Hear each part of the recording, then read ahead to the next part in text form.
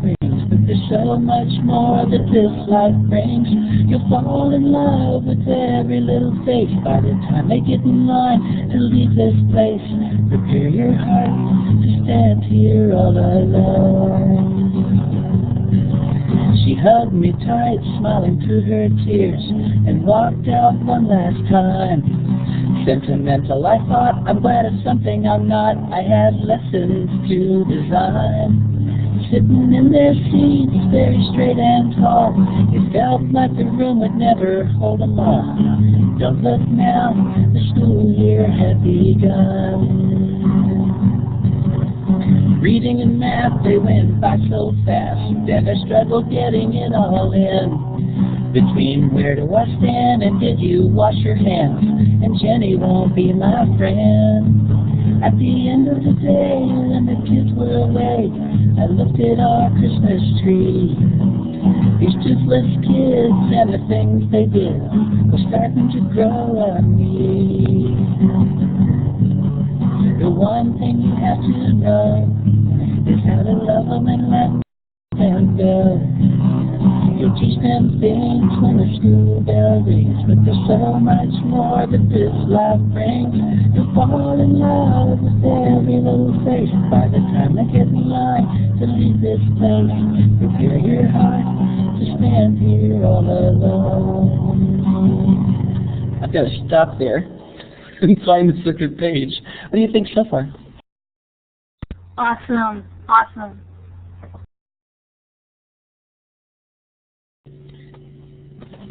Spring went by in the blink of an eye, and the field trip went just fine. We kept our heads to ourselves and the books on the shelf. We were always good in line. We had learned so much since that first day. I was proud of what they could do. But as I pictured them all in second grade, Mrs. Johnson's words rang true. The one thing you have to know is how to love them and let them go. You teach them things when the school bell rings, but there's so much more that this life brings. You'll fall in love with every little face by the time they get in line to leave this place. Prepare your heart to stand here all alone. The day finally came, they were all in line, ready as they could be. I had a lump in my throat as I looked at the note Mrs. Johnson said to me. I know you're letting them go, and I want you to know that this is where you see what you're made of. Good teachers believe that they plant a seed of a tree they'll never sit in the shade of. The one thing you have to know is how to love them and let them go. You'll teach them things when the school bell rings, but there's so much more that this life brings. You'll fall in love with every little face by the time they get in line to leave this place. Prepare your heart to stand here all alone. Prepare your heart to stand here alone.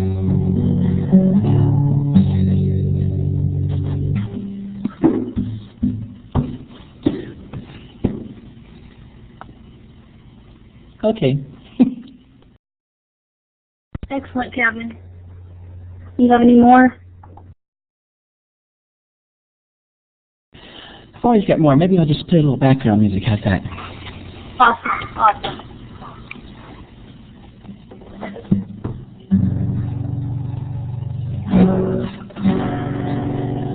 This is a song I wrote for my wife. It's a country song, so it has to end sadly, which, you know, she found kind of sad, but it's sincere. Looking down through the window many years ago, I saw your pretty face and I fell in love. Up to then I didn't realize what love to do. But when the sun shone on your face, my heart let go, and I learned how to love. I learned how to feel. learned just how precious this whole world could be. When the sun shines on your face, my heart lets go, and I learned how to love.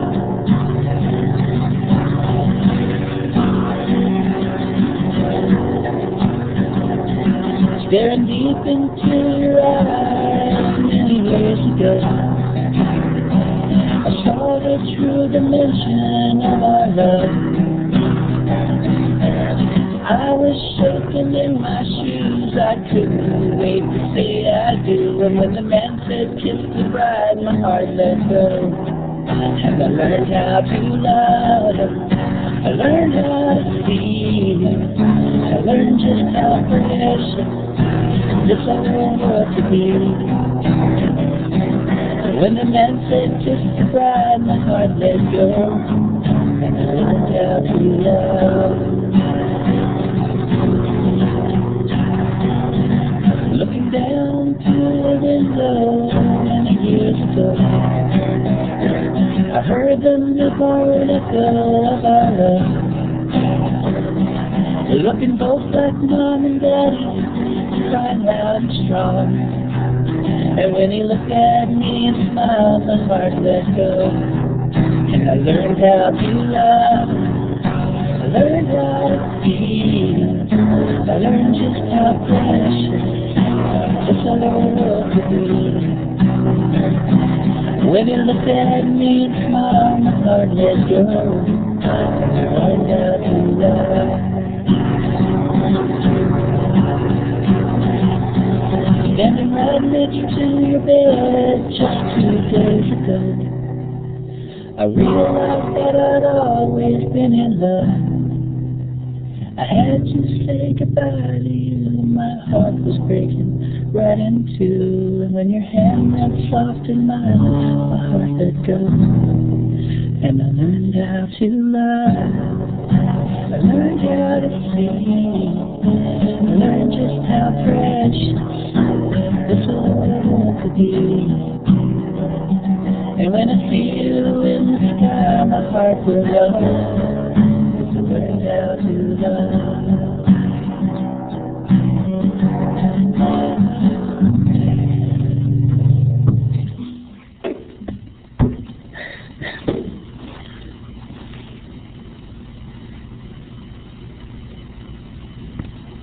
Excellent, Kevin. That is so awesome.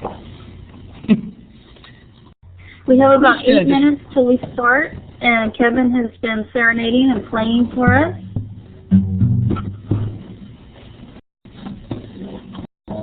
Just going to play a little background, just some stuff. Okay. Go for it.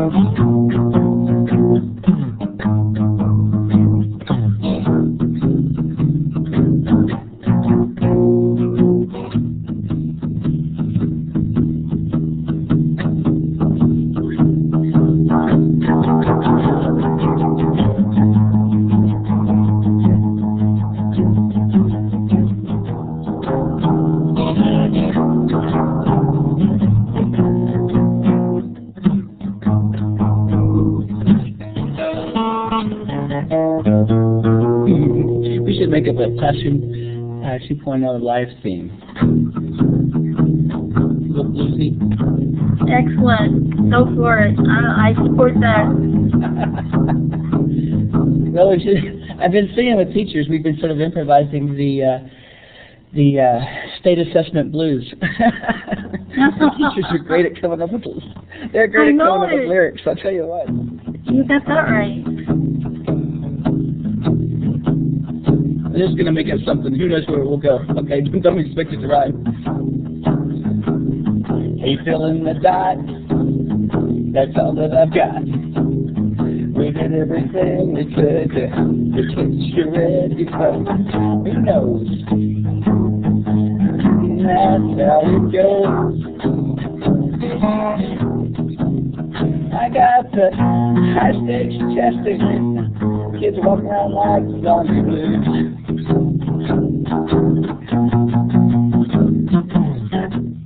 It's more fun when you're sitting around and everyone can throw a verse in. The blues comes to mind this time of year.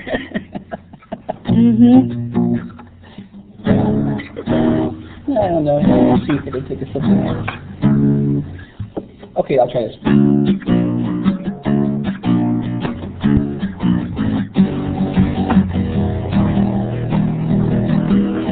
Left a good job in the city, working for the man every night and day.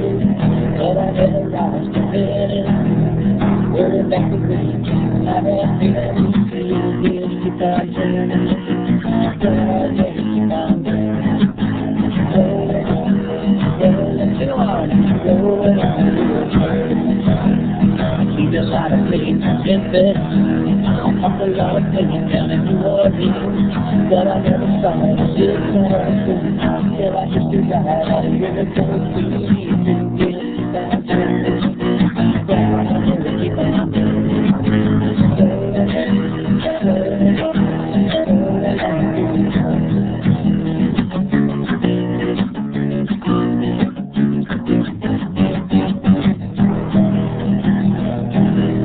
When you get down to the river, that you gotta find you don't have to worry, there'll be down on your gun. You don't have to worry, you're happy to be there. Do it, keep on turning.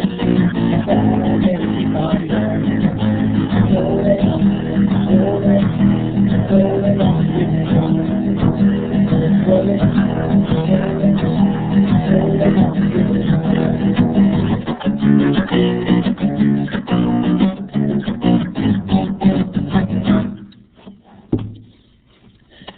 I had to lift the mood up a little bit there. Excellent, awesome.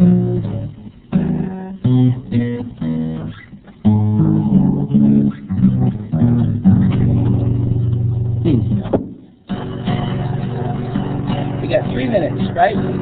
3 minutes, yes. Well, I've been running down the road trying to miss another load of it. I've been running all my mind. They're gonna owe me too. They're gonna show me once you shoot a friend of mine. Take it easy. Take it easy. Don't understand me, you're here. Starting out, but you still can. Don't even try to understand. It's not the place to make you stay. Take it easy. Well, I've been standing on the corner in Minnesota, Arizona, such a fine sight to see. Oh my Lord, and I'm glad they both going down the street for the desert. I'm on the road, don't say no. I gotta know that you're saying that. Baby, so we will never be here again. So open up my mind, take it easy. Well, I've been running down the road trying to get some hello down the road and trouble on my mind. I'm looking for the Lord of His heart, and I'm coming to stay. Take it easy, take it easy. Just understand your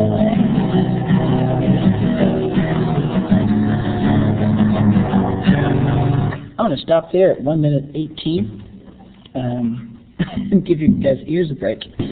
But oh, that was so wonderful. Thank you, Kevin.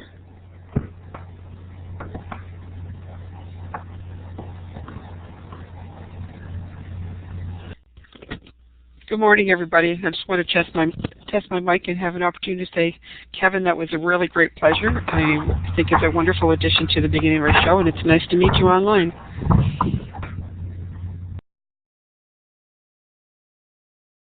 Back at you. I just feel lucky that usually I have to go to a coffee shop where no one's at to perform. Well, you can stop by any time.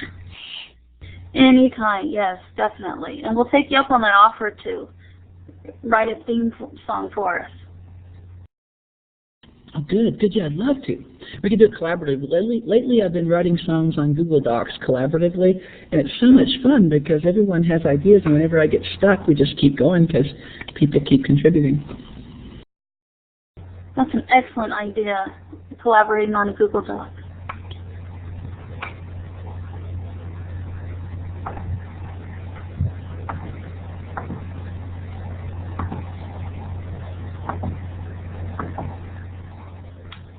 Okay, good morning, everybody. We're going to go ahead and get started. We're here today with special guest Kevin Honeycutt for our episode of Classroom 2.0 Live. I'm Kim Case, and I'm joined here with Lorna Constantini and Peggy George. And we are so, like I said, so excited to have with us special guest Kevin Honeycutt. He serenaded us and gave us a pre-show to introduce our topic today of podcasting. If you're new to the room, I'm going to go over a few things about using the Illuminate session room. And there's going to be a time where we're going to be asking polling questions, and to respond, you'll click the green check or the red X at the top in the menu bar to answer the question. Below that is a hand with a green arrow, and you'll use that to weigh in. And if you have a question, you can click on that if you wanted to share something or speak, and we would give you the microphone, and then you could ask your question to the group. Next to the right of that are some emoticons and the applause symbol, and to the very right is a blue door. And if you needed to step away for a moment, you could click on the blue door, and then we would know that you weren't available at your computer. Below that is a chat window where you can send a message to either one person or to a group of people, the moderators. Any message that you send that is a private message will also be seen by the moderators, so you might want to keep that in mind. But you would type your message and then click send. And if you wanted it to go to everybody in the room, you would make sure that this room is visible. When it comes time for the sharing card, you would again click on the hand to indicate that you'd like to speak, and then you'll click on the microphone button. And when you're finished, you would need to click the microphone button off so that you would deactivate your microphone. It's like a walkie-talkie. Over to the right are the whiteboard tools, and when it comes to the world map time, you'll be using your whiteboard tools to give your location in just a bit. Each week at the same time, we gather to discuss technology tools and issues, and our broadcast consists of a 1-hour session, and it is recorded. And a link to the full video, the MP3 audio recording, and chat log are all posted on our Classroom 2.0 Live site at live.classroom20.com. And that'll be posted later this afternoon or tomorrow. We post a topic each week there, so you can be prepared with links and ideas and share when it comes to that part of the session. And we have a newbie question each week that's pre-announced, so that you can bring some solutions or answers and be prepared to join in the discussion. Towards the end of the show, we hope to have a question-answer time, and that's when you'll be using the mic to ask your questions or share some comments. Okay, and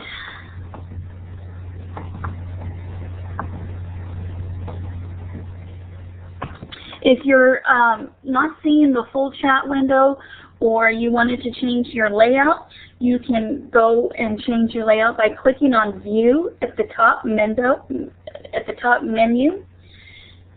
Then click on the Layouts are locked by default. After you have unlocked them, then you can select the desired layout that you'd like, or you can drag out each window and resize them individually to fit your screen and your preferences.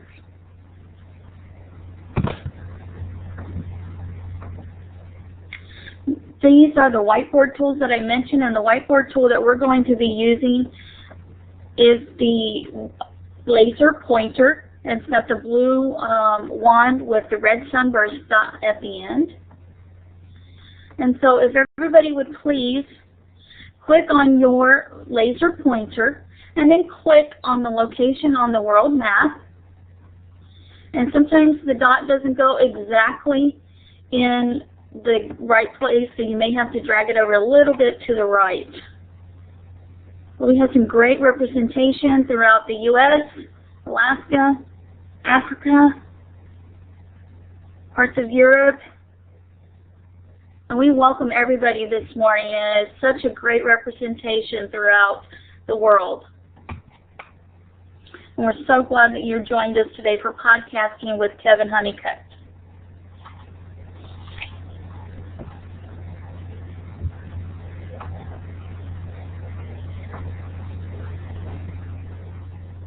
Now we're going to move on to the poll questions. So you will click on your green check or the red X at the top in the menu. You may need to click on the mouse pointer in the whiteboard tools. But we're going to ask, have you ever created a podcast? And if you have, click on the green check up in the menu, or the red X if you have not ever created a podcast. I'll give everybody a few seconds to vote either yes with the green check that they have created a podcast before, or if you have not, click on the red X up in the very top menu row. And the results show that about 32% of the group has created a podcast before, and has not. And about 54% of the group has created a podcast, so that's excellent. And those who have not, you'll find out ways and uses of creating podcasts throughout the show today. Kevin Honeycutt is a pro. So let's go on to the next question. Have you ever had your students create a podcast? So perhaps that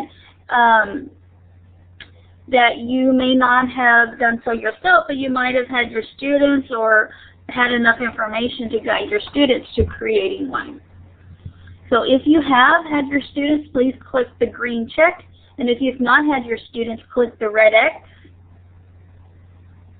I'll give a few seconds, and then I'll go ahead and click on the results.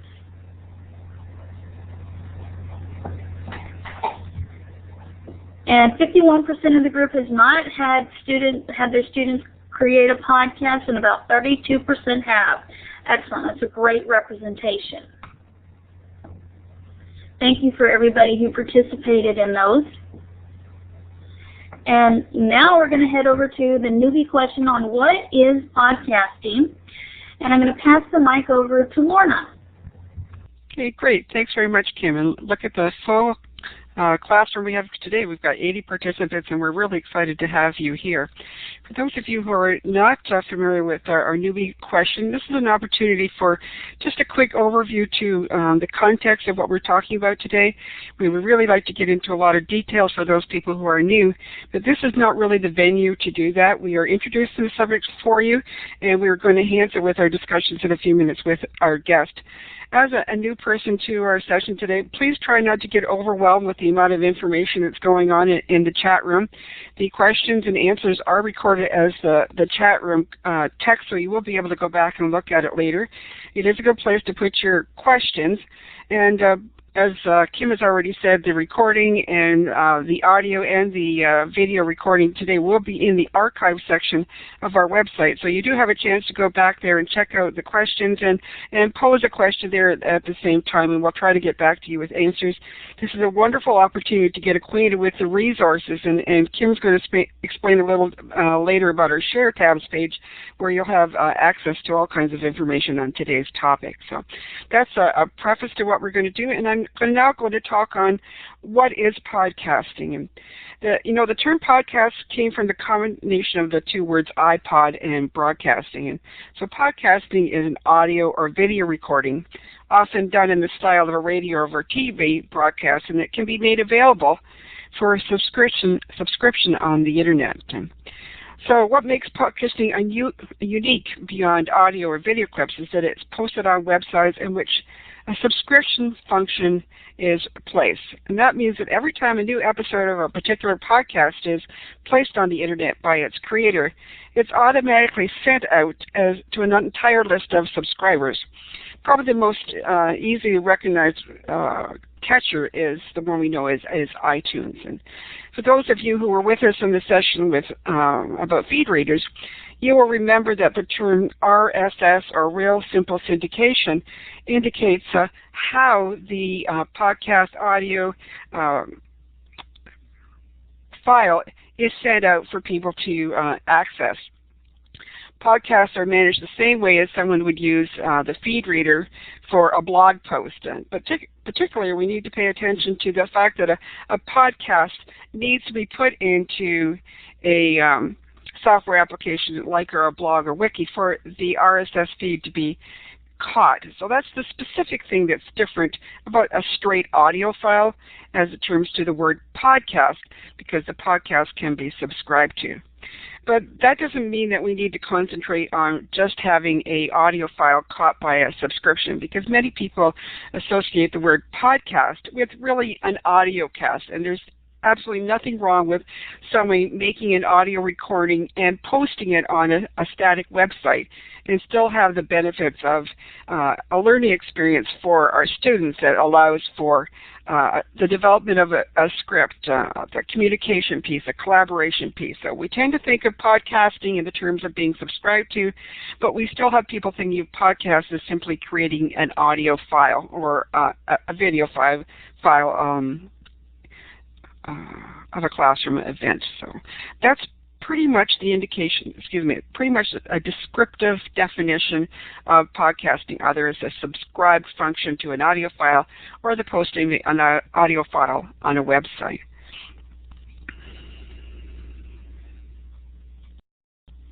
So how can I use a podcast to support my teaching? Well, that's really the essence of today's discussion, and I'm not going to get into the different opportunities that your students have and you as a teacher have. That's really what our guest, Kevin Honeycutt, is going to be doing. So at this point, I'm going to turn this over to Peggy to introduce our guest and allow Kevin to actually explain how can I use podcasting to support my teaching. Well, good morning, everyone. Thank you, Lorna. That was great background for us as we enter into the topic of today. And we invited Kevin to be our special guest today to talk about podcasting. But for those of you who know him and those who don't, he is so much more diverse than podcasting. Kevin is actually a technology integration specialist for ESSDAC, and that stands for Educational Services and Staff Development Association of Central Kansas. And I was thinking about if there was one word I could use to describe Kevin, and the word I come up with is passionate. Kevin is passionate about everything he does, and his passions are always centered on kids and teachers. He's driven by finding and sharing pockets of possibilities, as he calls them, and he does it with such inspiration by telling the stories of people who inspire him. He is the creator of the Arts Snacks Ning community for students and teachers, and that is close to 2,000 members. The site provides such a positive, encouraging, supportive space for students to collaborate and share their work and receive feedback from peers and mentors. So after the show, you'll definitely want to check out some of Kevin's other resources. He has a regular podcast called Driving Questions in Education, does some excellent things with online safety and cyberbullying. He has a PLRC radio show, and there's so much more. So you need to go to his homepage at kevinhoneycutt.com to check those out later. So today we've asked Kevin to especially focus on several things. His upcoming PodStock conference in Kansas on May 1st and 2nd, and a little bit about how he got started with podcasting and why he chose that as a medium. And we hope that all of you will add your questions and resources and tips for the ways you use podcasting or audio recordings with your students. You can drop them in the chat during the presentation or on the mic during the Q&A time. So with that, I want to say a huge welcome to Kevin, and it's all yours. Wow. I don't know what to say. My face is red. Jump in and point me back in the right direction if I'm too random. The first thing you said is that we'll talk a little bit about PodStock, and I want to throw this out to you. 40 years after Woodstock, I had this idea that we should do PodStock, that we should plan for two days of learning and fun and exploration and really not to build a conference but more of an unconference. And I sort of based the whole thing on Steve Hargadon's EduBloggerCon. I sat in that audience and was just enthralled, and then I thought, okay, this is EduBloggers. We need something for EduPodcasters, something for them. So I thought, well, we'll have it here in Wichita, and it's the heart of the country, in the middle of the country. And I got to tell you, it's the scariest year to have a new conference. I mean, look at the economy. It's like Field of Dreams, I keep thinking if we build it, they will come. And I know people don't have money, and I know it's hard. And so I've been saying, get in your van, talk to your personal learning network, find out who lives between you and Wichita, and pick them up on the way, a la Route 66, Jack Kerouac, and tell the story of your adventure on the way there. Podcast that, journal that, audio, video, whatever. And then when we get there, we're going to have these breakout sessions, and Wesley Fryer is our opening keynote, and we're going to learn the nuts and bolts of podcasting all the way to people who've been podcasting for a while and how to finesse it so it's always getting better, the things you're doing with your kids or the things that you're doing on your own. After day one, after those sessions, that evening we're going to have a dance. And you have to imagine this now. We're in this long room. Half of the room will be Second Life virtual dancing. The other half will be a real dance floor with a DJ and an open mic, and people coming up and playing songs on their iPhones, playing pocket guitar on their iPhones, and playing real guitars. And it's going to be sort of like a little bit out of hand, and hopefully what people will do is circle up in little campfire circles on the floor and talk about how we could do this. How can we leverage this amazingly engaging tool to really hook our students and to really give them something significant to do and to make them producers of something with a real audience, an authentic audience. And so the next day we've got open rooms. Now we've got speakers and we've got sessions, but we've also got open rooms for ad hoc conversations that followed out of those little campfire circles the night before, so people can go in and say, I'm going to adopt this room, and here's what our group wants to talk about, and we're going to sort of build it out of whole cloth right here, and use our PLNs and our analog groups to sort of imagine. And we're going to use Illuminate to share these sessions out live, and that's all coming together thanks to Steve Hargadon.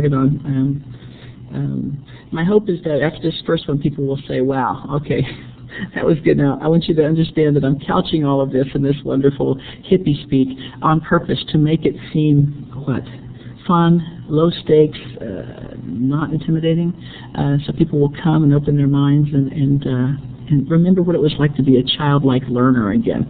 Does that make sense?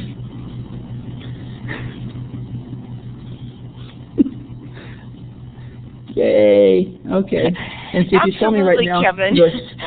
I'm sorry, I turned my mic off because I was just going to let you talk, but that is such an exciting conference format, and it's so wonderful that we're going to be able to participate virtually. So thanks for creating that for us. Okay, so I want to get on to how I got started in podcasting and go from there.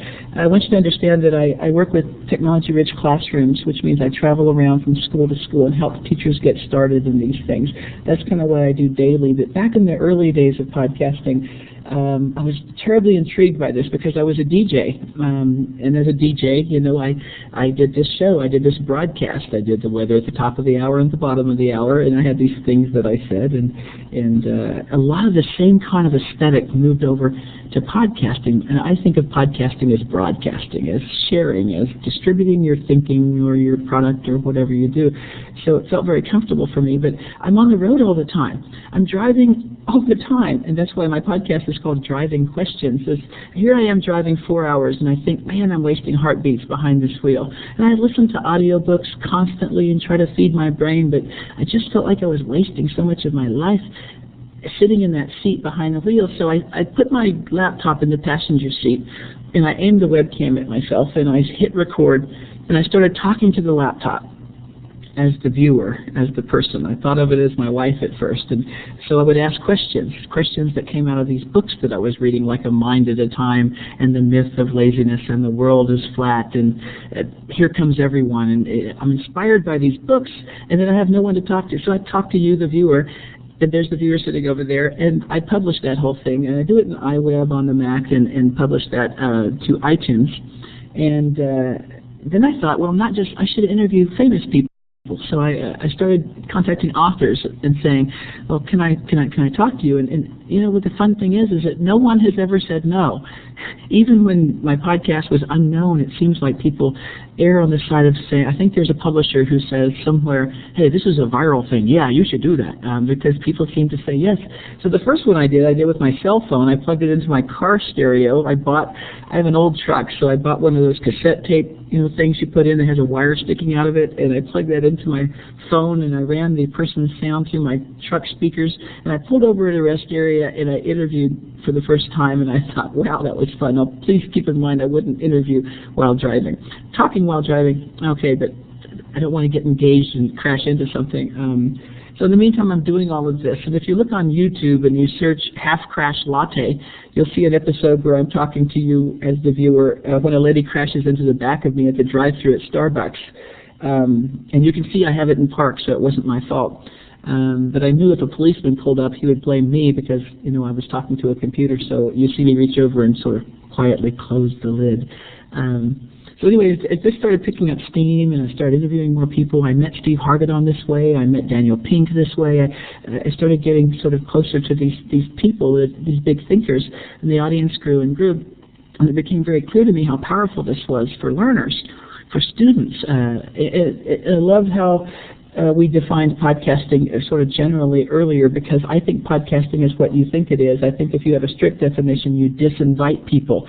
If you say it's not a podcast, you have full distribution and you have to, have your RSS feed in place, if it invites a learner, if it invites a teacher, a podcast is a recording on a cassette player, okay?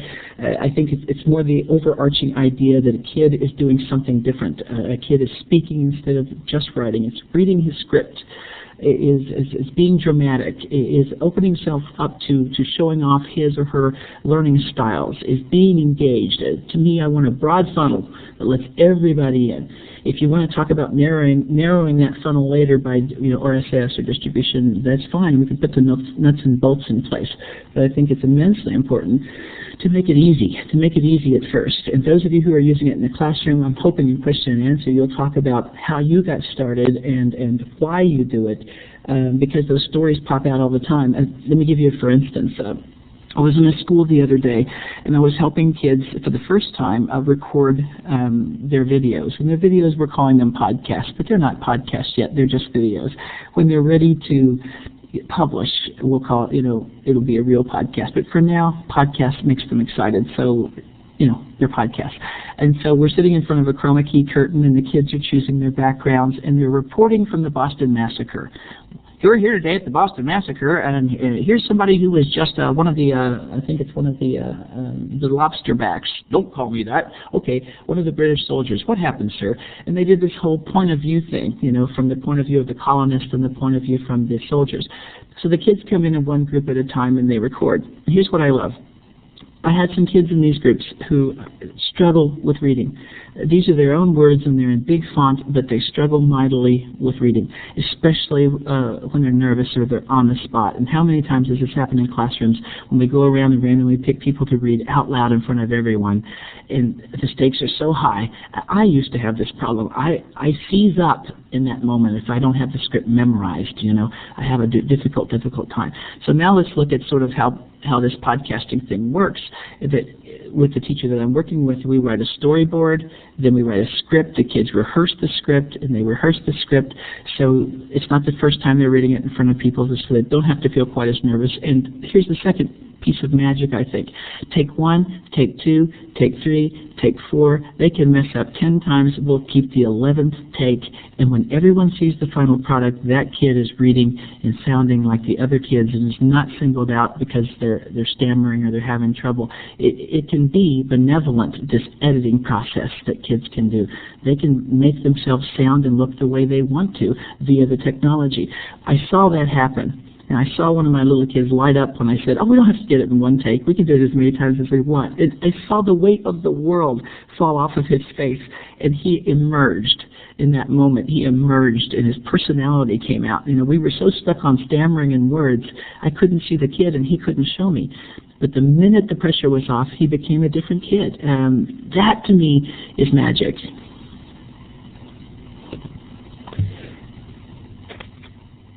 So anyway, this is kind of how I got started personally, and I think a lot of teachers do something once themselves, feel comfortable with it, and then let the classroom do it. I'm seeing teachers out there having kids do all kinds of different projects, but more than anything, they're sharing to an authentic audience, and it raises the stakes. And if you think about this, and I say this all the time, writing is a social medium, okay? If I write, it's designed to be read, but in most classrooms that aren't using digital and aren't using podcasts and aren't publishing worldwide and making a big deal out of their kids, the kid hands in the assignment, and how many people read it? Typically, how many people read it? Okay, so let's say that's 1. That's the teacher, okay? Now let's introduce the idea that the kid has a perception that the teacher doesn't like them. Now, what has happened in that one moment to the kid's entire motivation for writing? Her entire motivation for writing. Can we let it be that fragile? Can we afford to let it be that fragile? But the kid writes a script, they read their script, they bring out the drama, you know, maybe they're more sort of, their learning style is dramatic, and maybe they can make their words sing, you know, but anyway, they put that out there for a lot of people to see, to get feedback, and now suddenly there are these extrinsic stakes, this reason to do it, this excitement that's generated by this moment of showing off. You know, in theater, it's opening night. You know, when is opening night for these products that kids create while learning? I'm going to hush for a minute and let's see your plane go by. That's what it sounds like. Well, I can just keep rolling, or I can see if there's anyone that wants to sort of ask a question to sort of point the conversation, sure. Or if it's going okay. Okay. It's going well. A couple things. Okay. Well, a couple things I think are important is that we find some easy ways to make it possible, and to talk to teachers about addressing different learning styles and opening their minds toward letting kids show off in different ways. And I have a personal narrative in this regard. I talk to people about how I got into all this digital stuff, is that it was the missing piece. Now, PodStock, I want you to understand, podcasting is the hub of that wheel, but it's not just about podcasting. That's about Web 2.0 and changing schools and doing what it takes to engage learners and prepare them for successful futures. That's the larger conversation. When I go to EduBloggerCon, if we don't sit there and talk about blogging constantly, we talk about everything. It's a very open conversation, and that's exactly what I want to happen at PodStock. People that are using Audacity and how that's successful. what I'm so excited about now, this is what I'm so excited about now. The world changed again fairly recently. When I first joined Classroom 2.0, it sort of rocked my world.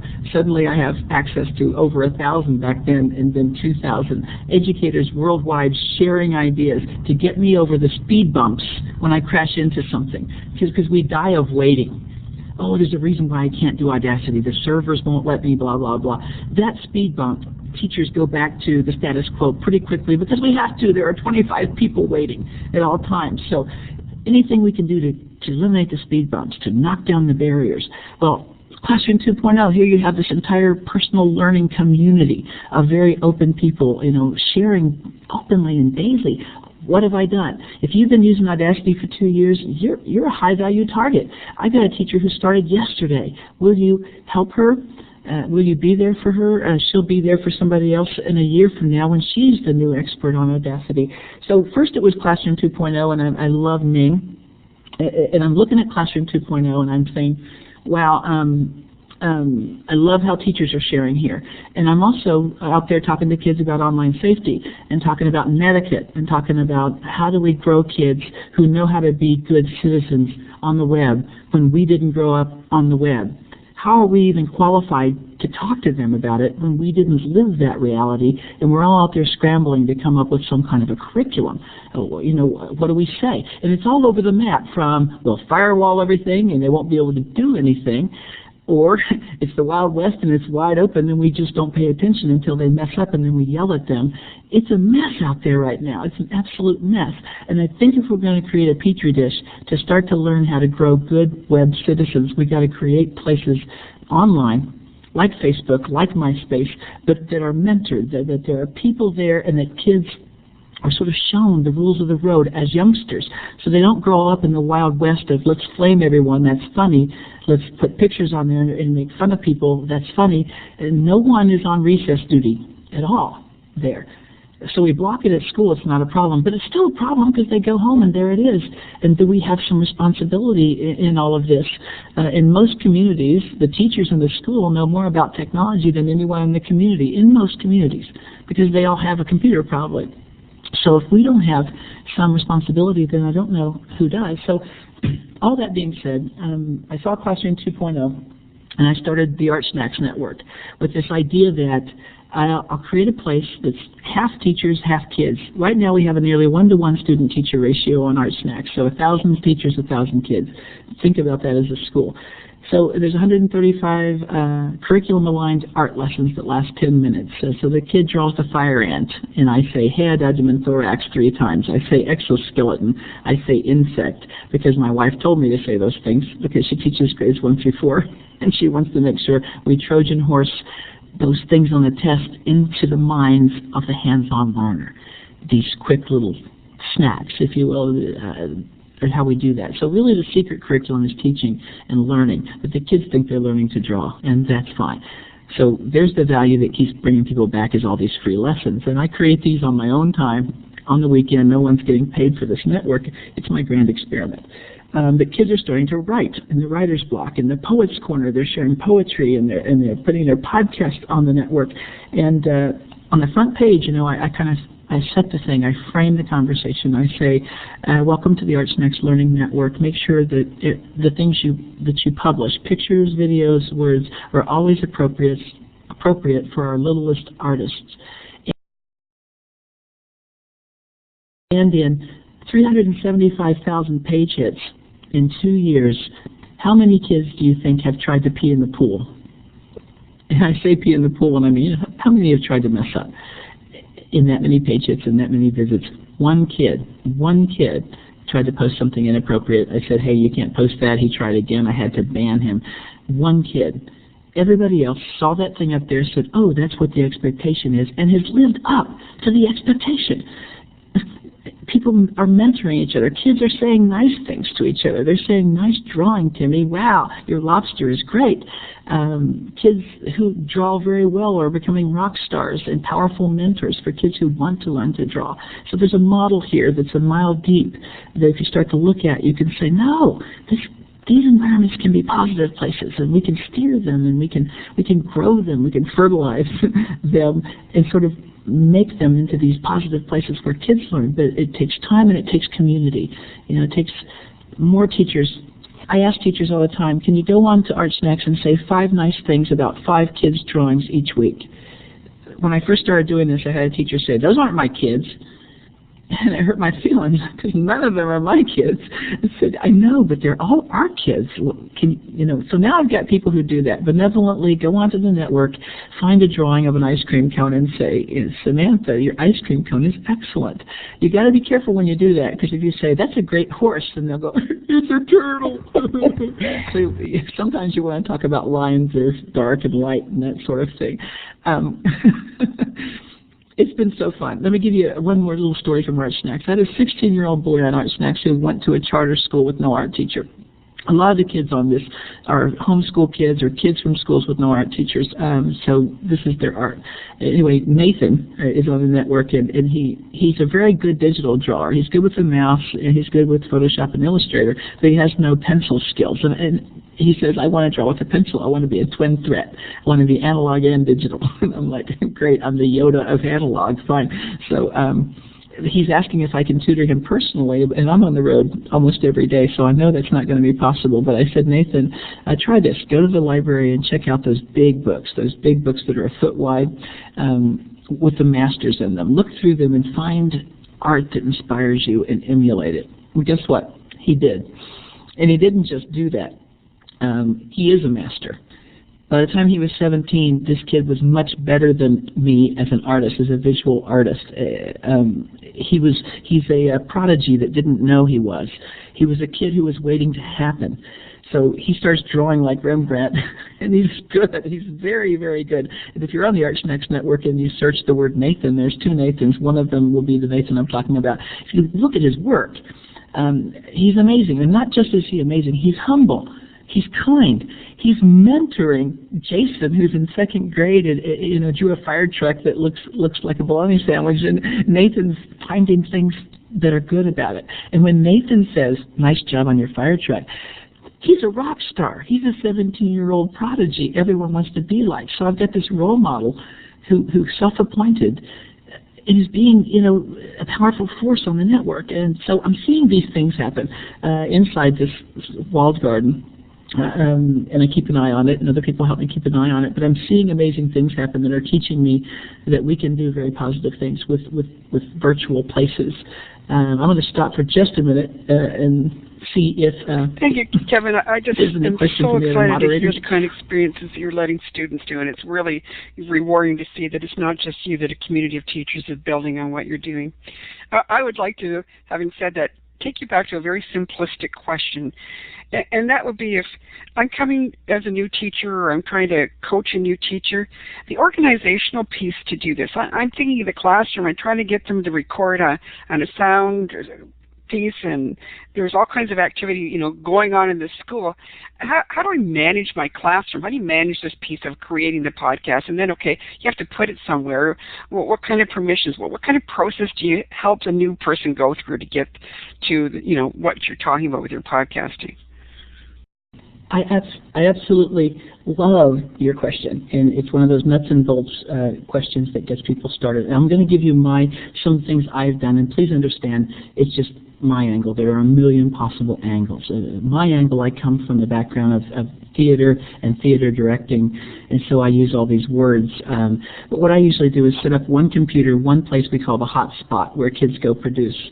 And then we work on the culture.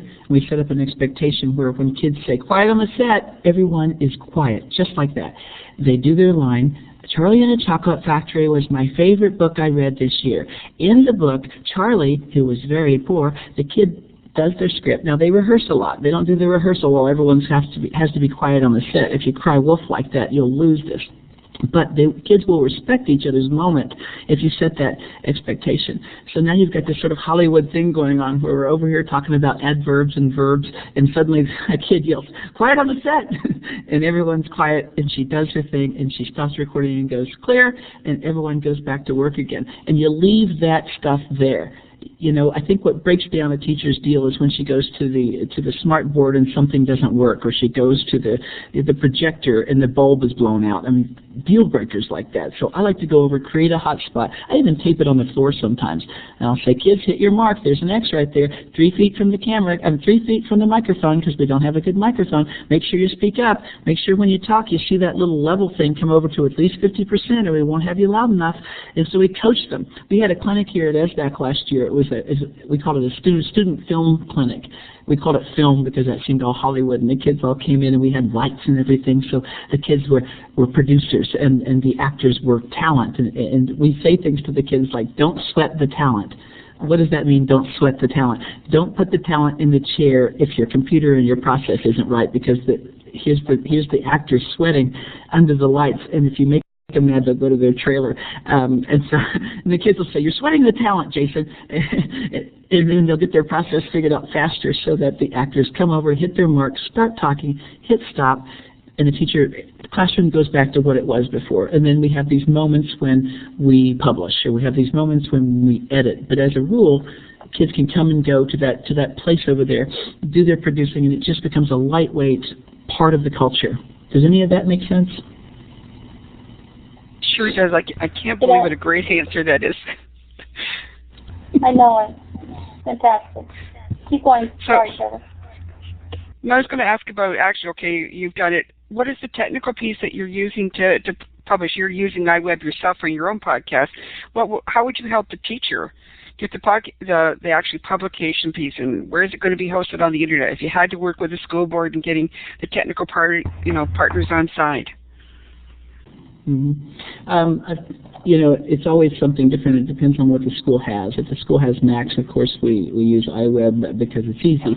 A lot of times it's Podomatic, and we start out in the sandbox. We start with a sandbox model, and we sort of prove the concept. Before it goes live on the website and all the parents see it, we sort of start out and say, oh, here's how it works. Oh, we just published. Here's the RSS feed. Oh, here's how it delivers. Here's how we submit to iTunes. But we take our time. We take our time. We don't try to push all of that really, really fast. They might be comfortable with another. And by the way, I'd invite people in the room to put their favorite tool for publishing podcasts on here, especially the web-based ones, because they can be easy. Now, this can be, don't let there be a deal breaker, okay?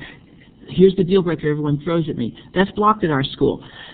Okay, don't stop the conversation there. Let's say we're going to use Podomatic. We're going to use a free account to get started, and it's blocked at the school. That's okay. Keep producing the video. Keep producing the audio.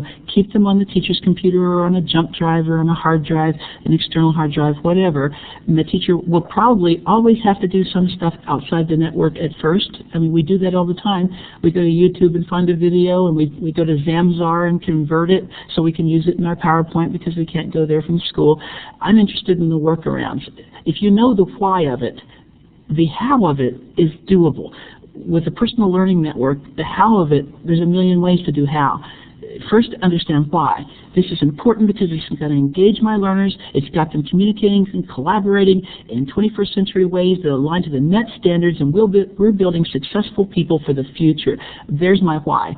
Now, let's talk about how, because we can do how.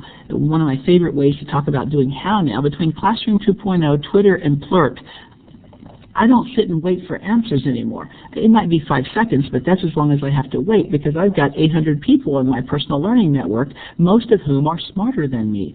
So I say, guys, I need something other than Podomatic. It's blocked at this district. Throw me some quick things, some ideas of how we can publish this podcast and use something web-based.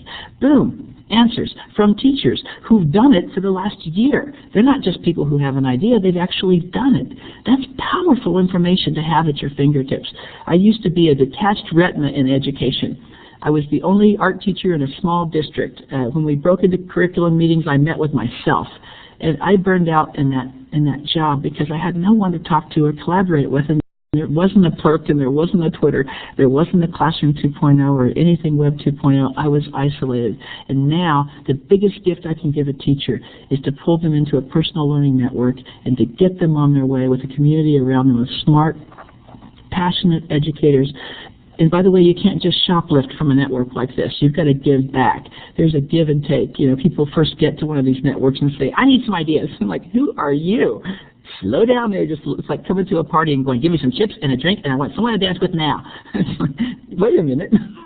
Talk to people. Get to know people. Let us know you a little bit. What do you teach and why should I care? I mean, we're all humans, right? There's a humanity that has to be expressed in these places. It's not just the facts. That's teachable, and that's something that has to be sort of mentored in people.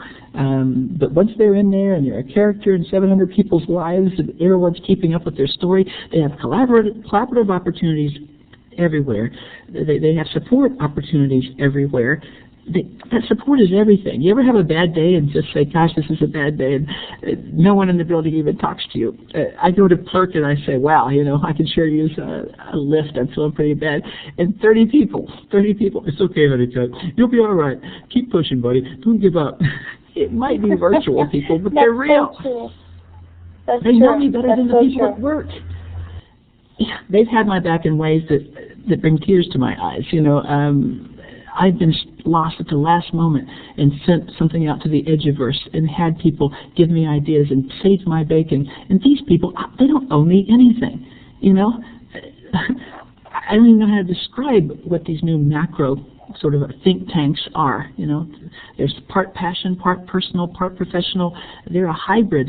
And I think teachers live there. That's what happens in the faculty room. We talk about our kids, and we talk about the dentist, and we talk about standardized tests and skill builders and software and firewalls. And I think we have to be able to talk in more human ways in places. And that's why I like Classroom 2.0 and Ning and all of it, not for their own sake, but for what happens on them. That's a good point. And somebody in the chat asked about how protected these sites are that you've mentioned about posting your podcast feeds. I don't exactly know exactly when you say how protected are the sites. They all have different privacy settings, and you have to kind of decide if this is private enough, if this is going to work. Let me give you a for instance. I know some schools are using Ustream or Mogulus, and they're broadcasting live events. I know some are broadcasting football games and basketball games and those kinds of things. You can set that up so it has a password, and the password is something given out to the district and changed after each event. There's the process I call taming the tool. Taming the tool. Okay, we find a new tool and it does an amazing thing. That doesn't mean we use it tomorrow with kids. We have to tame the tool, and that's why I think every district needs a sandbox and some people who are interested in doing this work, sort of building a learning prototype. So here comes Ustream. My kids can broadcast worldwide. Okay, so if I leave it on the Ustream site, then anyone who visits the Ustream site can click anywhere on the site and maybe see an appropriate material. Okay, I'm glad I learned that. I learned that in the sandbox without kids there, with a team of people, and we say, well, how can we do this? Well, let's embed the video on our own website. Okay, so now how is that better? How does that work? We have this process we go through until we like it. Everyone feels comfortable with it, and then you move forward. And a lot of times we go a little too fast. Someone makes a mistake. Someone gets embarrassed, and they slam everything shut. So I think it's real important to be able to have that sandbox over to the side. And so we got firewalls. Some of the firewalls are pretty severe, pretty strict, and you can't do a lot of things. But I've been out there talking to tech guys and tech integration folks and superintendents and saying, I know kids shouldn't be able to do all of these things, but the people that we trust, that we hire as teachers, I trust them. Can we set it up so that they can do these things and have a conversation about, do it in the sandbox first, then pitch it to the school board. If you want to create a process of vetting within the district, fine. But if your vetting means blocking everything outright and not even being able to see it at school, then you can't build anything new. You are dead in the water when it comes to educational innovation. So I would ask people out there in the Edgeverse right now, I like Podomatic for some reasons. What else is better? What else is out there that you like? If you talk to your tech person and you get a web folder on your server that you can publish to, that can be your conveyance. But I think what you're first going to know is why you want to do it, how it's going to be educationally beneficial, how it's going to serve kids, and when you have those words, go then to the superintendent, the principal, and talk about why you want to do it. And once they agree with the why, they will call the other people and tell them to figure out how. But a lot of times we see something, it's flashy, it's new, it's exciting, and we want it. We want it right now. And I think that's where we get into trouble because we don't exactly know the rules of the road, and you don't want to learn those with the kids in the back seat. Does that make sense? Yes, it does. And it's finding that fine line between allowing people access to hear the kids' podcast as well as protecting them from, harmful or destructive sites or people that might, manipulate the podcast or contact the kids. So it's hard to find that balance. You know where I start is I study the podcasts that are created by kids on iTunes and other places, and I see how they did it. The first people that go out on the bleeding edge take a lot of risks, but if they didn't take risks, none of us would ever get to follow them. So I admire their bravery, and I go out there and I look at some of these kid casts, and audio is different than video. If you don't see a kid's face, if you just hear the voice, it's a very different thing generally. But as you go and start studying, and this is what I do, I take teachers into a room and we go on a podcast safari. Okay, I say, get on your PIF helmet and get your machete. We're going in, people. We're going to go into the jungle of podcasts, and we're going to come back to the clearing with good stuff for our kids. I send them on 3 missions. The first mission, go find something that you like and that makes you laugh. They can't believe I've given them as an assignment in staff development to go out and find something personally funny. They come back and they share what they found, and then I send them out to find something that teaches them something they always wanted to learn. So they come back and they have this handful of podcasts that just, it's cooking, or it's fixing your car, or it's German. I always wanted to learn German. Then, just before lunch, I say, okay, we're going on a 3rd mission. This time we're going to find stuff that's good for your classroom, aligns to your standards, that you would use, with kids, that you. So they go out and they find that. And then we have lunch, and in the afternoon we have the podcast Oscars. So they all nominate their podcast for an Oscar, and they go up there and we give away a trophy or whatever. And I've taken them from not knowing what a podcast is to exploring and playing to finding personal relevance and good stuff and then becoming advocates. Now what happens over and over is a teacher will go, God, that's really good, but we could do better than that. And that's the moment right there. That's the moment right there. We could do better than that. Those kids' book reviews are good, but we can outdo that with sound, and our kids will write much richer scripts. Fine. Now get the tools in place, and get them ready. And we can learn from those people that took the early chances. How did they do it safely? Contact the school administrator, who will be probably proud and happy to tell you, here's how we did it. The school board was nervous, but we did this and this, and that's kind of how we figured it out. You can get it right from the horse's mouth. And most of those podcasts on the iTunes store, up at the right-hand corner top, it says website. You go to the website, find out the principal, and kind of find out the story. So you're not plowing new ground all by yourself. You're following an established, methodology. So you're not worried, about stepping in something, if you know what I mean. Definitely. That ground has already been plowed. I just, what was it, Bev Kiefer said, what about copyright? Can I put a picture of a book cover on a podcast? I can't say the answer to that question right now. I would find out. I would ask people in Plurk and see who's done it. My feeling is that I try to be really, really, really careful so I don't become the catch of the day. You'll see in, with Art Snacks, putting that stuff out there, it's all hand-drawn, so you can't, say, hey, you drew a plane and that's my plane. I try to be so careful having kids create in Jam Studio or in Audacity or in iTunes or GarageBand, create their own music, so we own everything. That's a sign in my room that said, own everything. We own everything. Kids want to come in and say, I want the background music in the podcast to be Celine Dion.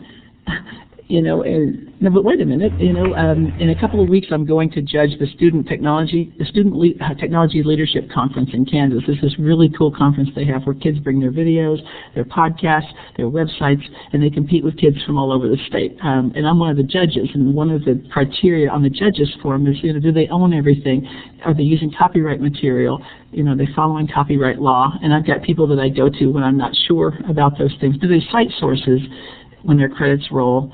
Is the source they cite Google or is it mtv.com? A lot of kids don't even know what the real source is, and I think we've really got to work hard with kids to have better information literacy. That is so true. So true. And, it's so easy to just put something out there, to save time instead of going through the proper channels and modeling that process. You know, the dirty little secret that we all know is that we've all been a little iffy on copyright the whole time. We've made copies of notebooks and we knew we weren't supposed to, you know, and there's this thing called fair use, and I think we make it right in our head sometimes because we need it. But I think we got to be careful when we start publishing worldwide that we're not the catch of the day. And I think we got a chance to role model for kids. Let me give you, this is a real story. I wanted a piece of software when I was in the classroom. It was $15,000. And I had a student go to LimeWire and get it. The next day he came to school with it on his computer. And I said, that's a felony. That is a felony. He said, no, I could do it. I said, I know you could do it. You can steal a car. Just break the window and hotwire it, but it's still a felony. And he absolutely, this is a Christian kid who goes to church, okay, youth group leader, who in his world did not, if it's doable, it must be free, it must be okay. And, you know, he was a high school kid. And I'm afraid that we've got to be really careful how we approach these things now, because if we leave nuance in there, I think we role model for kids, you know, that it might be okay or it's kind of okay. So I would rather have clumsy, badly made music behind our podcast than have, you know, copyrighted music and have people say, you know, they steal. And you could say, what's the rule that people say, you know, 30 seconds of music is legal under fair use, and I just want to stay away from the entire thing. There are so many great pieces of software that let kids make good music, and here's one of the assignments I would give them. I said, guys, I would say to kids, this is a 45-second piece. The first 15 seconds I would like to build suspense. So can you go into GarageBand and build me something that's suspenseful? Well, this is higher order thinking. You're sitting there going, what sounds generate suspense? So they're sitting there going, dun dun dun dun dun dun. Yeah, it sounds like Jaws. Yeah.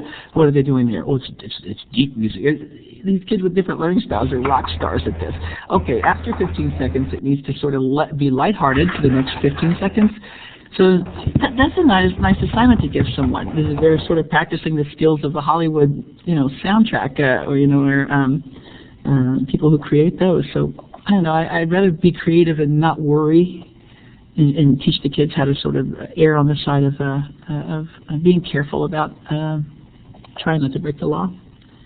I wish I had absolute answers here, but I lean on my friends when I'm not sure. I know it, and the fair use is important, and it has to do with the intent, the length that you use it, and we are going to be featuring a show on copyrights and Creative Commons in the next couple of weeks, because that's such a big issue throughout education and everything.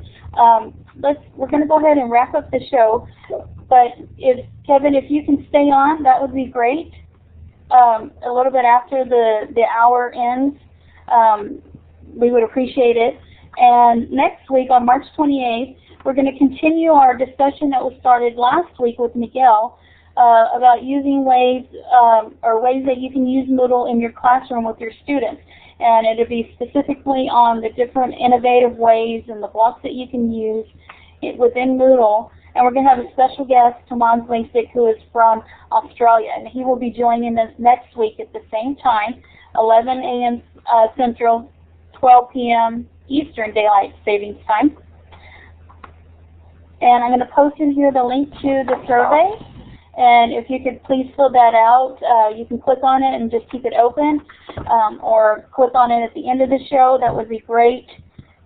We would appreciate your feedback on using the Illuminate room here today. And Steve Harganon created the futureofeducation.com. It's another Ning community that he created to talk about education and give a voice to most of us that may not have that opportunity. And on the March 24th at 8 p.m. Eastern and 5 p.m. Pacific, he's going to have a panel discussion about using open source in education. And there'll be several leaders there to talk and lead that discussion. On Wednesday, March 25th, a session, What We Heard, Learned at the Closing 2009 conference last week in Austin, Texas.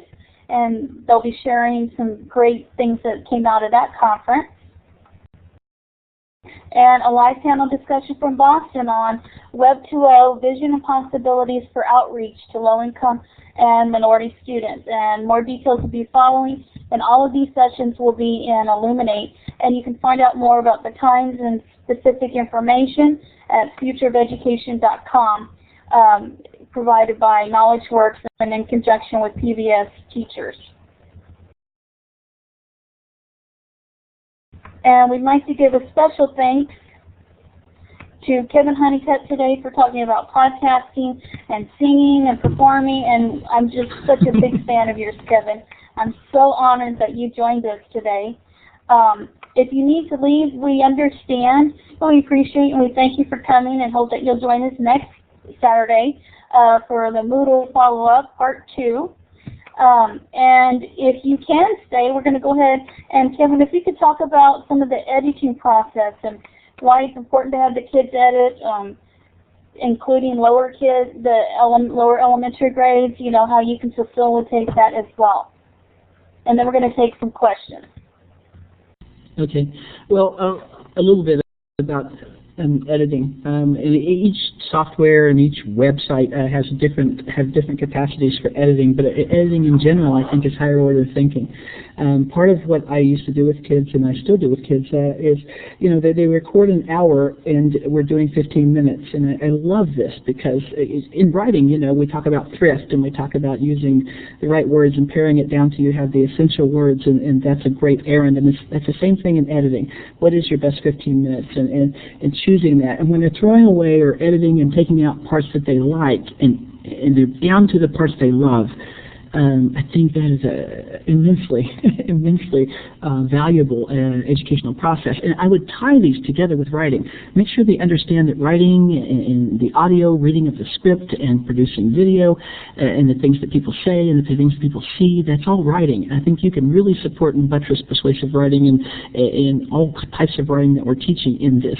And I find that the part that was amazing is that my kids who are traditionally not engaged in the writing process on paper are very engaged and don't realize they're writing, or even if they do, they don't mind that they're writing because they're producers. The kid who said he hated writing is now saying, "Quiet on the set, I am trying to produce a film here," and he's staying till 5 o'clock because he's so engaged in that process. I think the hardest part of all that is balancing it so the process doesn't eat up so much time, and that's all sort of part of practice. But storyboarding is another piece, and you can Google this, and then most of the answers that you guys are asking, and I would go to my network and say, what is your most current favorite storyboarding software or a product? Because as kids are storyboarding, they're pre-planning, and they're kind of pre-writing, they're planning for what the background noises should be, or music should be, the mood of the piece. There's so much teachable stuff in the storyboarding process. It also helps you get organized so the kids come to the podcast with the costumes that they're going to bring and the props they're going to bring and the script that they're going to write, and you have that deadline so that kids understand that we're filming tomorrow. And so storyboarding kind of got my stuff together as a teacher and helped me get my kids' stuff together as a teacher. Excellent. Thank you. Yes, and I Sean? love that. 5, 4. I'm sorry, go ahead. No, I was just saying, Eureka. Yeah, I love that countdown too. 5, 4, 3, 2. Rolling, you know. There's something so dramatic about that kids can get caught up in and really like. Also, here's the other thing. I saw someone ask a question, or they said a minute ago, they'll let us record ours, but they won't let us publish. And when they say they, I assume they mean the school board administrators, people who are afraid. And here's my advice on that. I'm a school board member, okay, in my town. I'm a second-term school board member, and I know a little bit about how we think. Here's what I would suggest. Get those recorded, whatever they are. Bring them to the school board meeting and show them off. Show them off, and everyone gets proud in the room. And then show them another school that does something like it on iTunes, and show them on iTunes. So they're in iTunes, and you go, this is a school from North Carolina, and this is one of the most popular K-12 video podcasts in the world. And they're sitting there going, what's the school board thinking? Ours are as good as theirs. Why don't we publish? So you sort of let them have the idea, let it occur to them. This community pride can help push past some of the fear barriers. That's just one piece of advice from a school board member. Excellent point about trusting teachers to be professional and model the appropriate process. Sean, did you have a comment you wanted to add?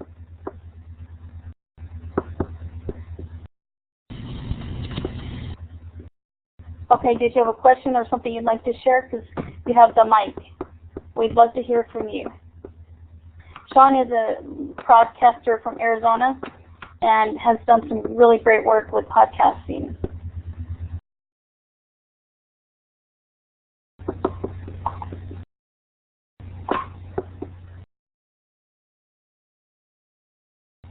You can click on the mic in the lower left corner to activate your mic.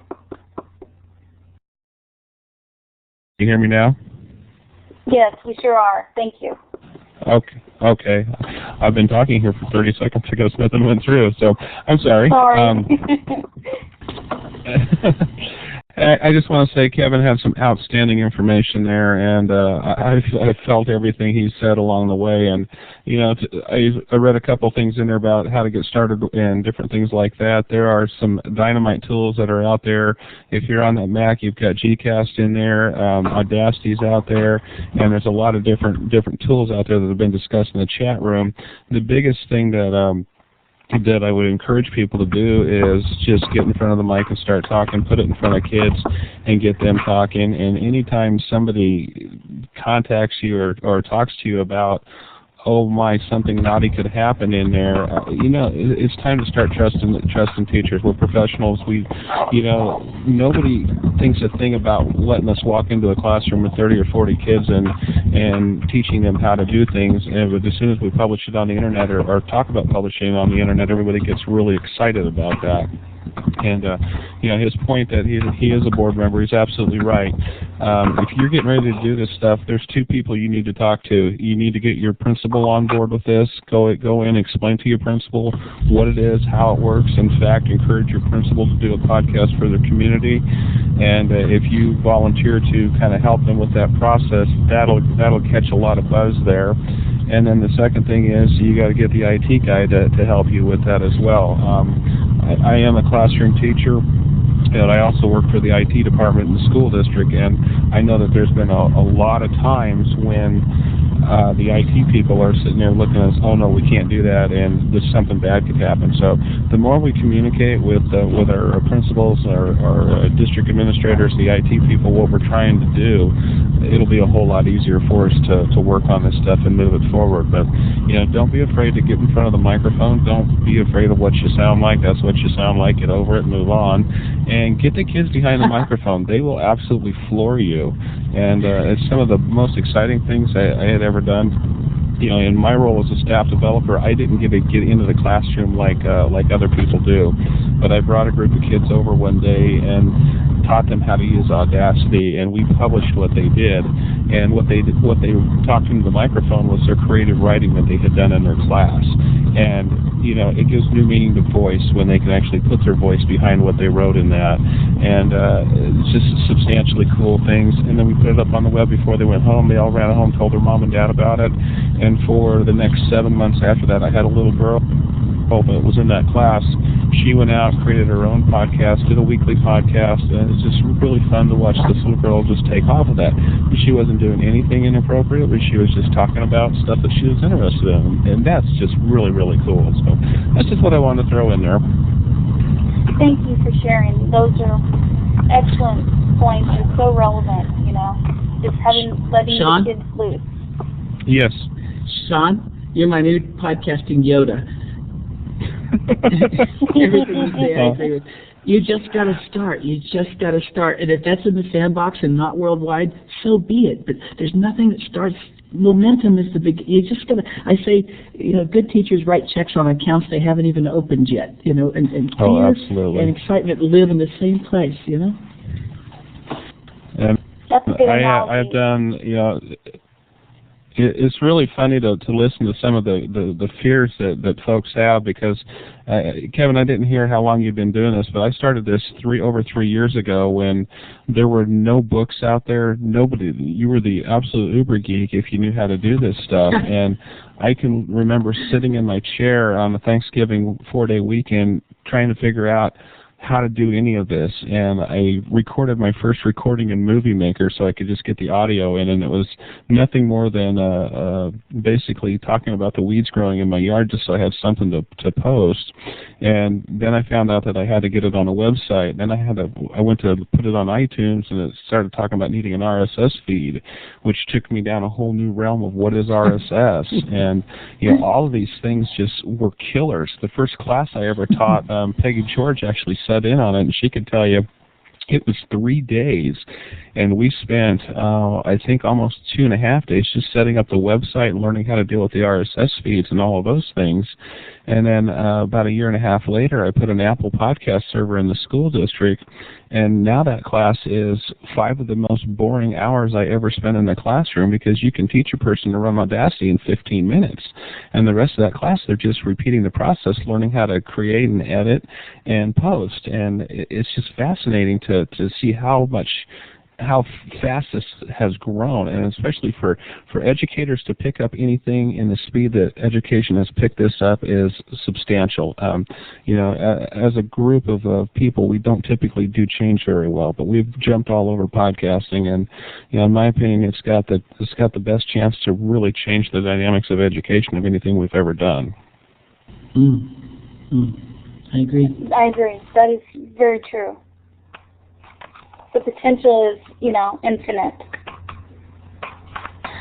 I'm trying to find a couple sites on here that I'll throw in the chat room. It's my podcast, and it's a couple different presentations I've done over the years. One's called So You Want to Be a Podcaster, and the other one is the actual podcast presentation I've done over the years. And they're both in a format that you can kind of kick back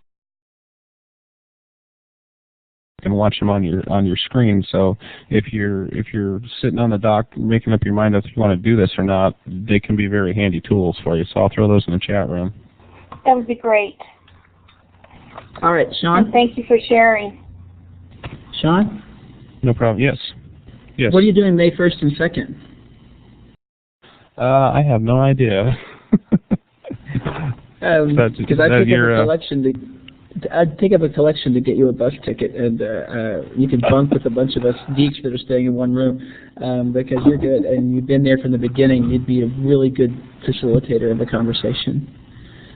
Well, I'm starting a new job, so I may be able to figure out a way to get in that neighborhood. So I just posted the link to my podcast itself, and there on that website, if you click on it, there's 2 tabs. One is Say It Again, and the second one is So You Want to Be a Podcaster. So those are the 2 presentations that I've done over the past 3 years, a number of times on podcasting. Awesome. Those are great resources. Sorry, my phone went off. And of course, there's a 3-year history of podcasting in my school district. So. Excellent. Thanks for sharing. Those are great. No problem. So I'm going to shut my mic off now, but thank you very much. And Kevin, absolutely outstanding. I've got your site bookmarked. I'm going to cruise through that and see what new things I can learn. Anything you want to collaborate on, you let me know, Sean. Appreciate that. I will. What an honor. That's awesome. A new recruit, Kevin. Lori, you want to go ahead and share a comment or ask a question? You have the mic.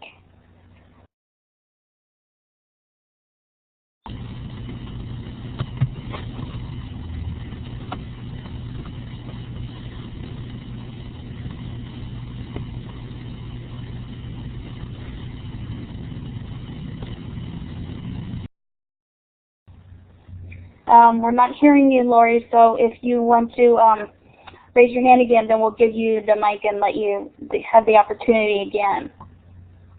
Howie, did you want to go ahead and ask a question or make a comment? Yes. Kevin, thanks for great information. I'm going to borrow your Safari idea. I hope that's okay. In a week, I'm off to New York working with the Brooklyn School District, and we're going to do a series on podcasting, so I thought that was a great idea. What I wanted to make a comment on was I watched in the chat room a number of people saying things be blocked. And I was a former CIO technology coordinator for 14 years with the Durango School District, and I now travel around the country sharing passion for 21st century learning, and this comes up all the time. And what I suggest to the teachers and staff that we work with is that they get together and kind of get their act together and invite the IT director to their faculty meetings so they can ask some questions about why things are blocked.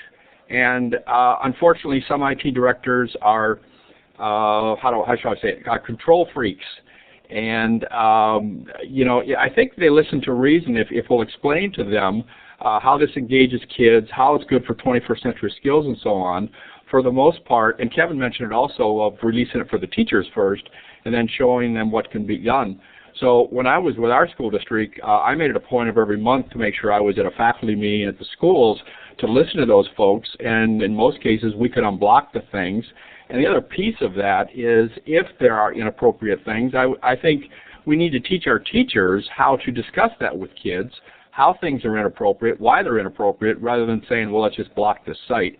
So Kevin, again, thanks for all the great information. I hope I have your blessing to borrow your podcast Safari idea to use it in Brooklyn in a week. Anything, anytime, all of it. We all borrow from each other. But I wanted to add on to what you said. We have meetings here at SDAC. 60 member districts all meet here, and we have what's called the nerd meeting once a week. There are two nerd meetings. There's the tech integrationist, and there's the wires and pliers guys on the other side of the wall. And they all get together and share ideas of how they're going to do this. And in the other room, the tech integration folks are having their meeting. Then the two meetings come together, and they share ideas, and the tech guys understand, oh, okay, this is why they went. Again, they don't have the whys. Now, I try to examine why we end up with network Nazis. And rather than vilify them, I had to understand where they came from. Remember, their job was to protect technology from us in the beginning. And then suddenly Web 2.0 happened, and they're supposed to empower end users. And I don't think anyone gave them any staff development to move them from protect machines from people to make machines work for people. And so that's part of our job. And you're right on the money. You are right on the money, Howie. We got to get them in the same room, but we've got to be careful not to surround them and out of our frustration pick them clean, because I wouldn't want to walk into that meeting with a bunch of frustrated people. Somehow we got to make them rock stars and say, bye, it's because of you we're doing this. Make sure we don't miss an opportunity to declare them brilliant, because we got to make them want to do this, and it's going to take time, but I see it's possible. So.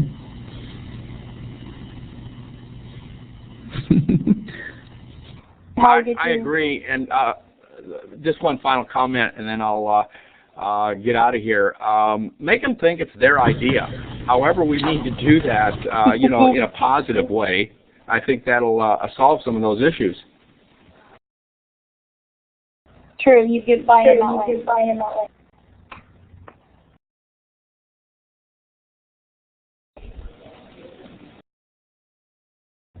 Thank you, Howie. Neil, did you have a comment or something you wanted to share? Yeah, just a quick idea that I thought I'd share. About 3 years ago, I started to use GarageBand for students to make podcast self-assessments of work. And it's been incredibly powerful. I know probably all of us who are teachers are asking our students to reflect on their work and think of ways to improve. And I'd always done that on paper, but as soon as I had students start to record their voice about their work, it changed dramatically. And the amount of information and the amount of sharing that students now do about their work, both about the content that they're learning and also about just the metacognition of the skills that they're gathering. It's incredible when you allow students to empower students to talk about their work with their voice. And I started it a few years ago with story writing as a grade 6 student. And we were getting ready for a provincial achievement test, and so between stories I would have students record little 1 or 2 minute podcasts about the work they were doing, how they were developing as a writer. And then I would use that when I would sit down and mark or assess the stories, and it completely changed the way I viewed the stories, because I was able to connect. It's incredible when you hear a student's voice, how you connect the work to that student. And I just think that I've seen numerous examples over the last 3 years where students that don't write well or struggle with text, they're able to, it levels the playing field when you allow them to talk about their work using their voice.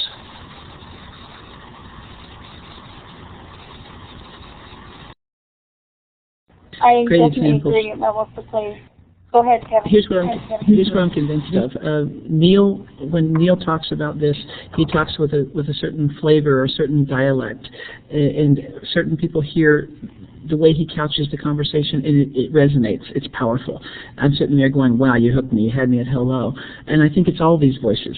You know, different people come at it from different ways, and I think if we put the chorus together, if we listen to other people and follow other people's thinking and say, how did Neil accomplish this back then?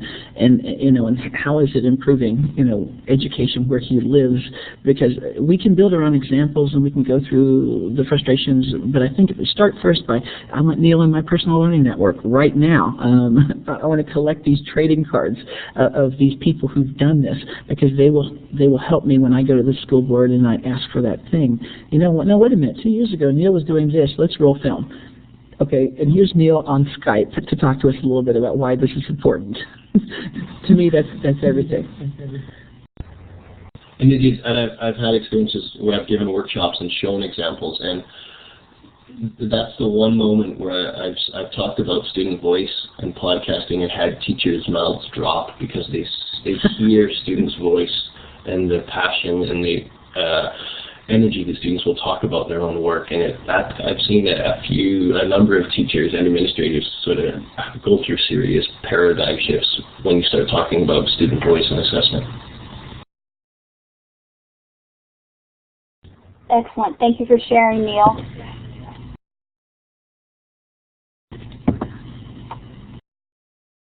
Would anyone else like to take the microphone and ask a question or share a comment or an experience?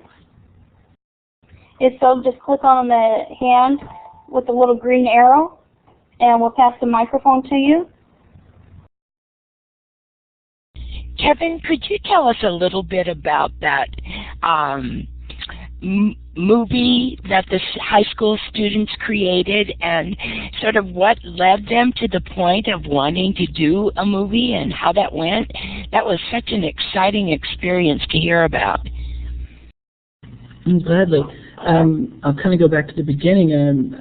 You know, I was teaching art and doing theater in a small town, and I was struggling to keep the program alive because, you know, kids were in football and basketball and volleyball, and after all the sports practices, they came to play practice. So, you know, when you have 250 kids in the high school, that was me, 3 kids tried out for the play, and I saw us dying.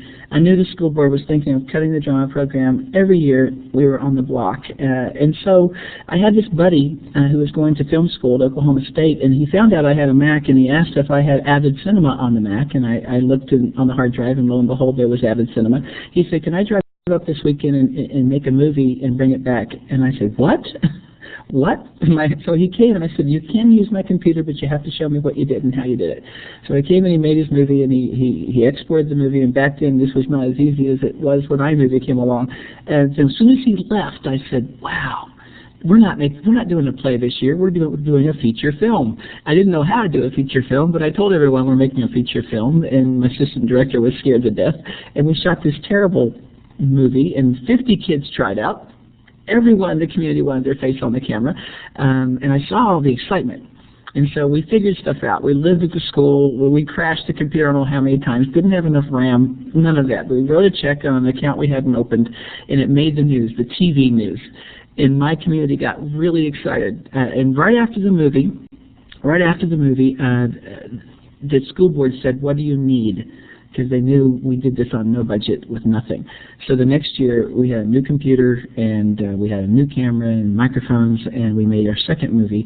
And this just sort of took off on its own. The second time, half the people who tried out for the movie were adults from the community. Now, we didn't fail to cast anyone who wanted FaceTime on camera. And we wrote our own script, so we owned everything. Kids made the soundtrack in Acid Pro on the PC, and kids made elements of the soundtrack in GarageBand on the Mac.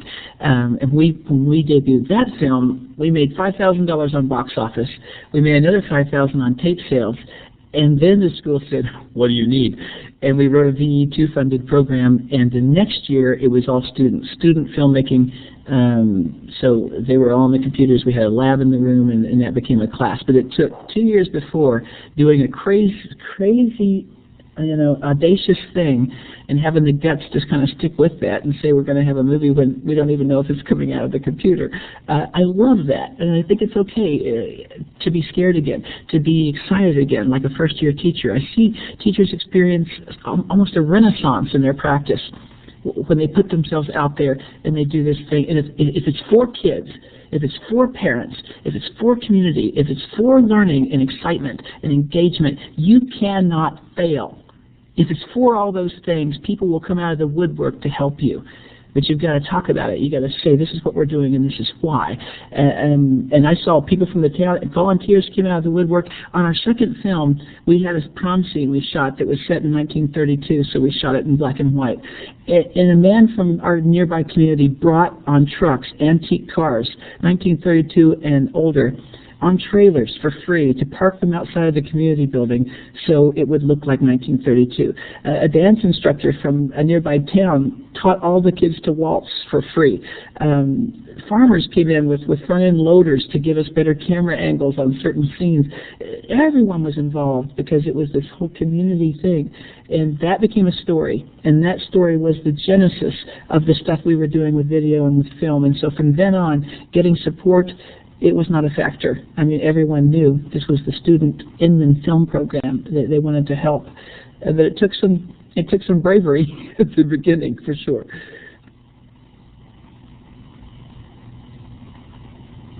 That's awesome about everybody that contributed. Terry, did you have a comment or a question that you'd like to ask? You have the microphone now. Thank you. Great story on that, Kevin. Really, really good story.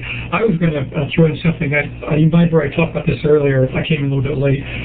We used podcasts, or at least used Audacity for ways of communicating with our project partners. I have a project-based classroom, and for example, we've done lots of projects with Taiwan. And so we've been learning Chinese, and they've been learning English as part of their bilingual effort. So the podcast idea is just really cool for this, so that kid project partners make short little podcasts with some language and put in some favorite things they like to do, and we send those back and forth just as like email attachments.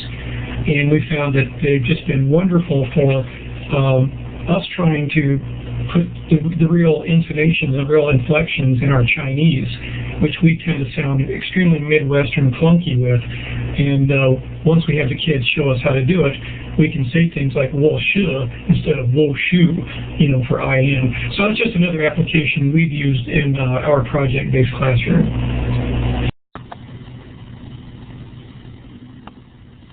Very nice. Good idea. Thank you. Very good idea. Yes. Thank you, Terry, for sharing. Would anybody else care to take the microphone? I'm going to share a couple of links to those first movies we made. And they take a while to load because they're fairly big files, but it'll give you an idea of what the process was like. And I'll send you a link to the local news coverage of our first movie. It's 2 little videos, but when suddenly we made the news, if you want to get the local news station to come to your school, you write the press release. I said, small town makes Hollywood-style movie. Then they were fighting for the exclusive instead of me begging. And we made sure when they got to the school it looked like Hollywood. We had things we never really used in that room because we knew they were pointing a camera. So we had track lighting, and we turned all the lights off, and we had a clapboard so we could say, scene 1, take 2, and action. We did that because we knew that we had 30-second fluff piece they were going to do. We were going to make it our piece. We were going to promote the school and promote what we were doing. So they loved it. They used every word of our press release in their story. Think about the news cycle. They talk about murder and mayhem for most of the hour, and then they have this short 30-second inspiration piece. And I think schools can go get those moments if they think about how do we write this so that they want to bring a camera out here and point it at what we're doing. Yes, definitely, so that they see the benefit of coming out there. Mm-hmm. I remember when I was working with third graders, the third grade class was studying crayfish, and I was teaching them to use photo story. So they wrote their script. I showed them about 30 minutes how to record and add their audio to photo story. And we took pictures, and they put in the pictures that they wanted. They formatted it, and I just kind of, after I showed them and their teacher how to do it, I just stepped back and provided my office and the computer for them to record. And one of them went back to their teacher as we were packing things up and said, something happened to our photo story, our podcast. And we were like, what happened? We thought maybe somebody changed something. We weren't sure. Because I recorded it. We did the script. I recorded it, but it's not my voice. Something happened. And we thought, no, it is your voice. You just don't hear it the same way that it sounds to the rest of us, because you're hearing blah, blah, blah, the vibrations, blah, blah, blah. But he was convinced that something happened, and it wasn't his voice. Mm. So that was a funny experience. Wow. Would anybody else care to make comments or share before we let Kevin go?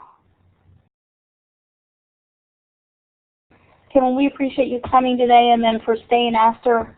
We appreciate it so much, and we thank you. And I'm just a big fan of yours, Kevin, and I follow everything that you do, kind of like a little groupie, Kevin groupie, especially on Plurk. It's been so much fun. One little thing about Plurk and about Twitter. There was a news story the other night, and there was a guy who was twit hiking across the country. He was from the UK. Oh, yes. And I loved it because they said, don't you feel like it's dangerous? And he said, are you kidding? 2,000 people know exactly where I am. If you leave home from mom and dad, 2 people know where you are if you call. On Twitter and on Plurk, people know your life, so you are in a way sort of protected by this community, and you're protected in more ways than just physically. I mean, I'm sitting in a school board meeting, and everyone's talking about something, and they're going to make a guess about something they want to do next based on the thoughts of 7 people. And one time I was sitting in a meeting, and someone said, why are you using that computer? Are you checking your email? And I said, no, I'm making sure we do the right thing by having more minds involved than the 7 at the table. I want to ask and see if anyone else has had these same issues come up. And now they really understand that I carry a think tank with me of great people who have great ideas. Oh, that's an excellent way of explaining it. Your PLN concept. I wouldn't want to have to live without them ever again. I totally agree. That's how I found my master's program, was through Plurk. I would totally turn to them first. It's a Rolodex, it's a card catalog, it's a think tank, it's a community. But only if you make it those things. Yes. Yeah. Yes. Yes. This has been so much fun. Well, thank you so much. And be sure that you check in for the links to the recordings later this afternoon or tomorrow on the liveclassroom20.com site. We'll have all of that information posted. And join us next Saturday, the 28th, for part 2, conversation about using Moodle in the classroom with Tomas Lasik. Have a great day, everybody, and thank you so much for joining us, and we'll see you next week.